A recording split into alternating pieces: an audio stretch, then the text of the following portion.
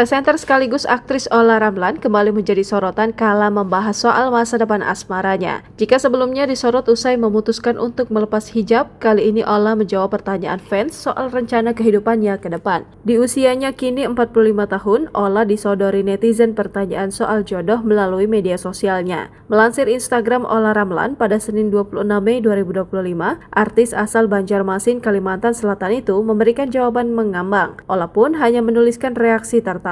Ia menyebut sampai saat ini masih dalam mode memantau siapapun yang berniat dekat dengannya. Sempat mengaku trauma dan tak percaya cinta lagi, Olla pun diingatkan warganet bahwa masih ada pria baik dan tulus yang bisa menyayangi Olla nantinya. Lantas Olla berharap suatu saat nanti bisa bertemu dengan pasangan terbaiknya. Dalam Instagram story sebelumnya, Olla sempat curhat merasa takut menerima niat baik dari siapapun. Apalagi saat mendengar kalimat manis dari seseorang, Olla merasa ada maksud lain di balik itu.